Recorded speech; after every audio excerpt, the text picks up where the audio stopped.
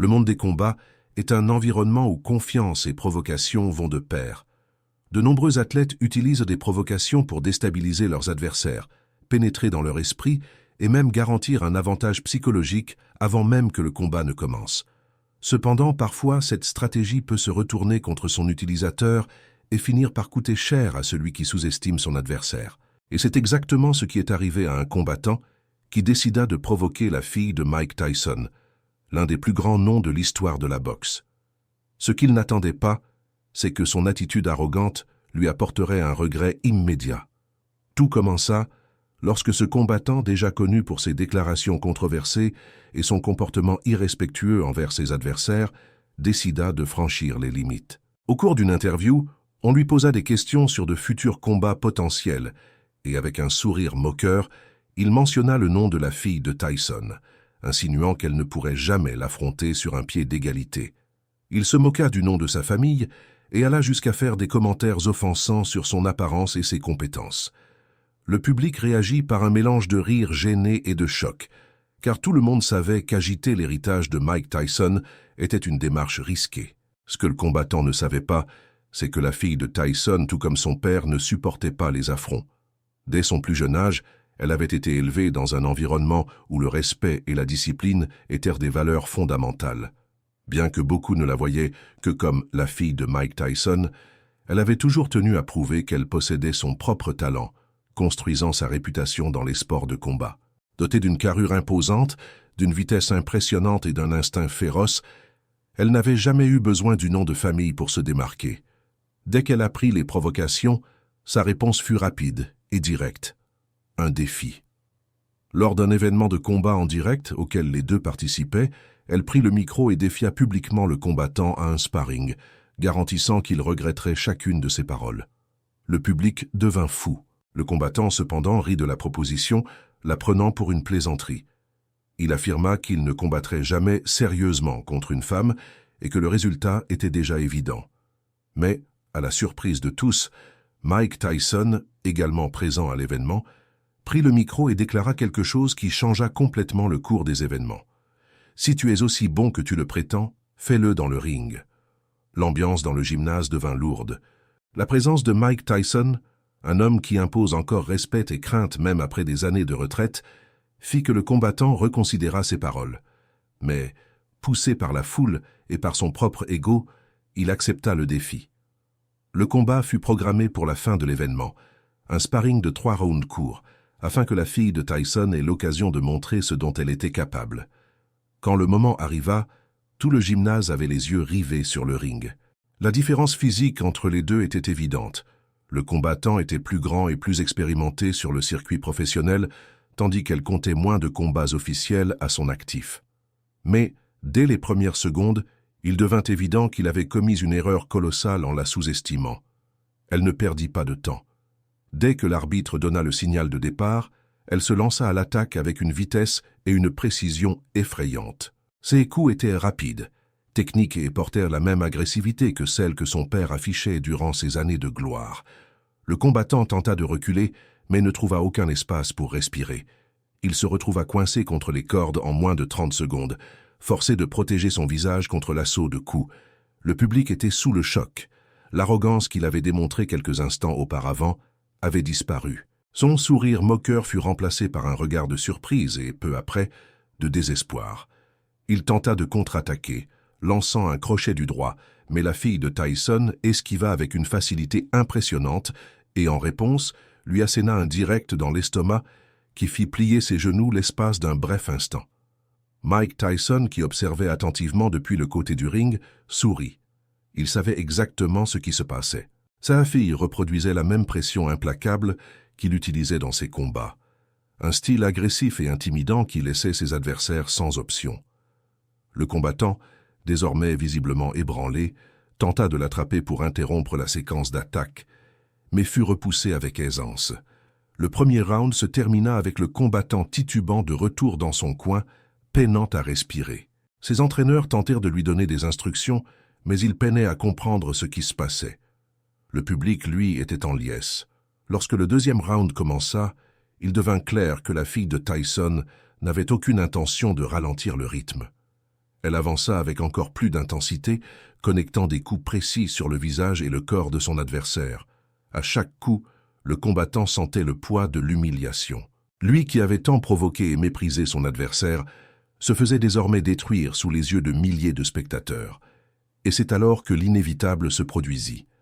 Après une combinaison rapide de jabs et d'uppercuts, il tomba à genoux, incapable de continuer. L'arbitre intervint et déclara la fin du combat. Le gymnase explosa en cris et en applaudissements. Le combattant, honteux, baissa la tête, tandis que la fille de Tyson levait les bras en signe de victoire.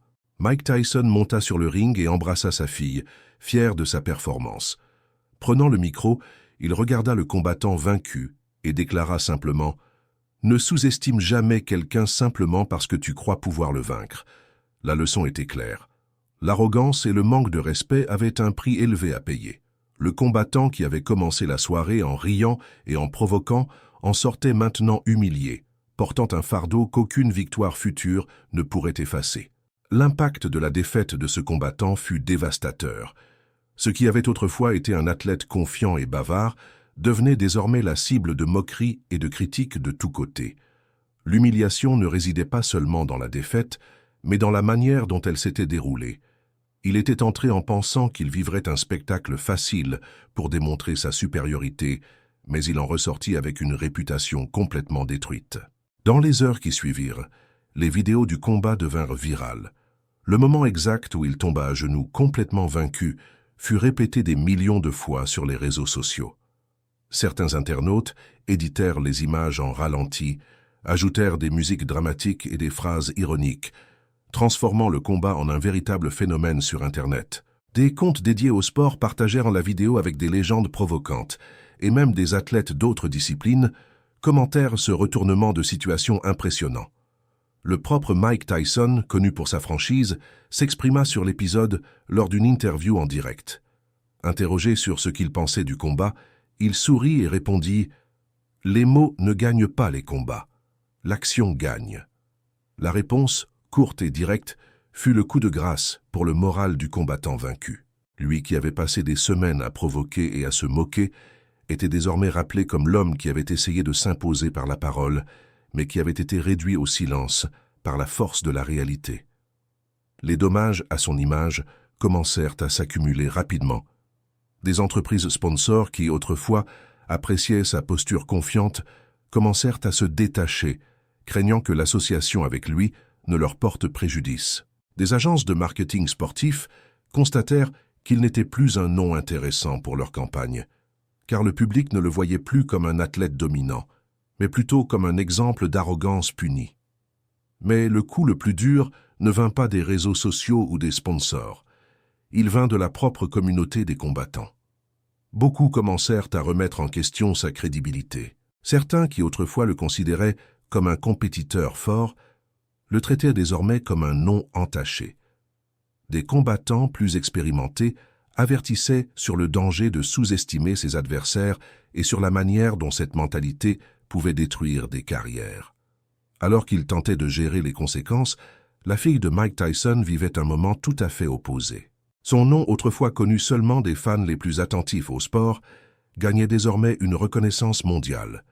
Des journaux sportifs publiaient des articles analysant sa technique, des experts en combat louaient sa discipline, et les fans la considéraient comme une étoile montante. Sa popularité ne cessa de croître de façon explosive.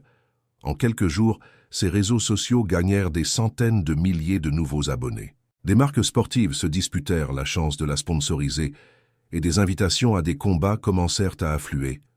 Mais, contrairement à son adversaire vaincu, elle garda son humilité. Lors d'interviews, elle n'utilisait pas sa victoire pour humilier son adversaire.